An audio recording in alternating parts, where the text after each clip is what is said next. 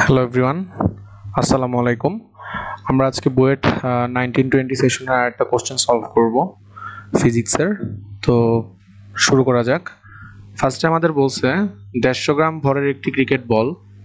তাহলে একটা cricket ball দেওয়া আছে যার ভর হচ্ছে 150 গ্রাম। সো আমার এম ইকুয়াল টু 150 গ্রাম। এটাকে আমরা চাইলে প্রথমে কেজি দিতে পারি অথবা 1000 ভাগ করে পরে নিয়ে নিব।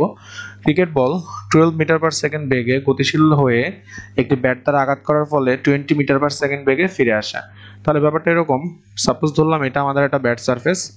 এইখানে হচ্ছে কি আমাদের যখন বলটা আসে তখন সে আসে হচ্ছে 12 মিটার পার সেকেন্ডে, আর যখন সে চলে যায় ব্যাটটার সাথে বাড়ি খেয়ে তখন হচ্ছে সে চলে যায় হচ্ছে 20 মিটার পার সেকেন্ডে ফিরে আসে। বলটির উপর ক্রিয়ারত বলের আঘাতের সময়কাল, তার মানে আমার টাইম দেওয়া আছে কত, 0.01 সেকেন্ড, মানে অনেক কম সময় যে অ্যাটাচ টাইম ছিল 0.01 সেকেন্ড। বলছে ব্যাটের উপর গড় বল নির্ণয় করো। সো আমার ফোর্সটা কত সেটা আমাকে বের করতে বলছে। ওকে, তো আমাদের এখন একটু খেয়াল করতে হবে, আমরা যদি একটা অক্ষ চিন্তা করি, এটা হচ্ছে আমার এক্স অক্ষ, এটা হচ্ছে আমার এক্স প্রাইম, এটা হচ্ছে আমার ওয়াই অক্ষ, আর নিচে হচ্ছে আমার ওয়াই প্রাইম। এখানে আমি কয়েকটা কনসেপ্ট একটু ক্লিয়ার করা ট্রাই করব। এখন হচ্ছে বেগ কি রাশি, ফার্স্টে হচ্ছে কি গতিশীল হয়ে ব্যাটে দ্বারা আঘাত করার ফলে আবার হচ্ছে চলে গেছে। এখন বেগ কি রাশি এটা আমাকে একটু মাথায় রাখতে হবে। বেগ হচ্ছে ভেক্টর রাশি, যার সাথে একাধিক কি থাকে, মান থাকে ও দিকও থাকে, রাইট? আচ্ছা, তাহলে বেগ যেহেতু ভেক্টর রাশি, মান থাকে, দিকও থাকে, তাহলে আমি একটু চিন্তা করি 12 মিটার পার সেকেন্ড যে বেগটা ছিল সেটা হচ্ছে কি আমার সামনের দিকে ছিল, রাইট? এটা হচ্ছে আমার এই দিক বরাবর ছিল, আর ব্যাটে লাগার পরে 20 মিটার পার সেকেন্ড সেটা হচ্ছে তার বিপরীত দিকে চলে আসছে, রাইট? তাহলে আমরা যদি একটা কাজ করি যে এই 12 মিটার পার সেকেন্ড মানে এক্স অক্ষের ধনাত্মক দিকটাকে আমরা পজিটিভ ধরি, এটাকে আমরা পজিটিভ ধরলাম, তাহলে আমার এই পাশটা কি অটোমেটিক্যালি নেগেটিভ হয়ে যাচ্ছে, right?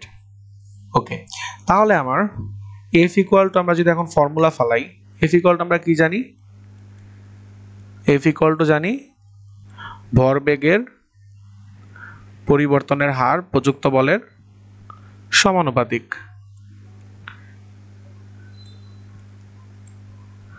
By T. Basically F equal to M এর সূত্রটাকেই আমি এই জায়গাটা হচ্ছে আমি এটাকে এইভাবে লিখছি।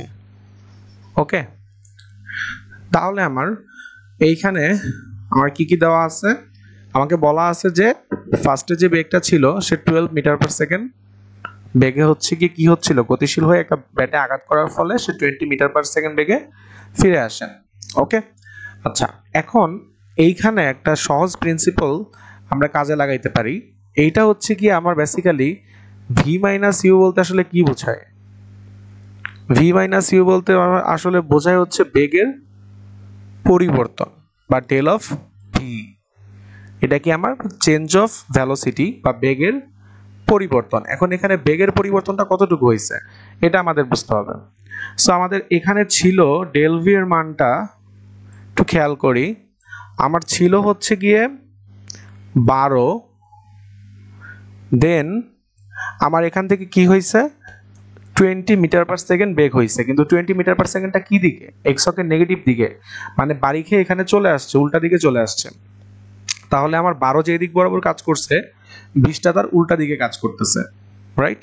তাহলে এখানে আমার হবে হচ্ছে -20, তাহলে এখানে কত হবে 12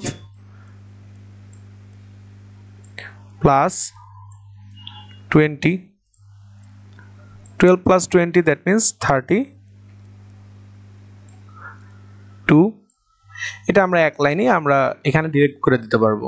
অ্যাডমিশনের সময় এত ভেঙে ভেঙে করার টাইম থাকে না, সো এতটুকু ডিরেক্ট করে দেওয়া যায়। তাহলে ডেল ভি এর মান আমরা পাইলাম কত 32, ডেল টি এর মান কত আছে 0.01 সেকেন্ড, রাইট? এটা হচ্ছে আঘাতের সময়কাল। তাহলে আমাদের গড় বল বলছে, তাহলে আমরা এখানে সূত্রের মধ্যে বসায় দিলেই হয়ে যাবে এখন। সো আমার এম এর মান হচ্ছে 0.15 কেজি, রাইট? কারণ 150 গ্রাম বলছে, so 0.15 KG into V minus U এর মান হচ্ছে 32, আর সময় কত 0.01 সেকেন্ড। সো এটাকে আমরা 0.15 কে 32 দিয়ে গুণ করলে আসে 4.8 এর মতো, 4.8 চলে আসে। আর এটাকে 0.01 দিয়ে ভাগ করলে আমাদের আসবে 480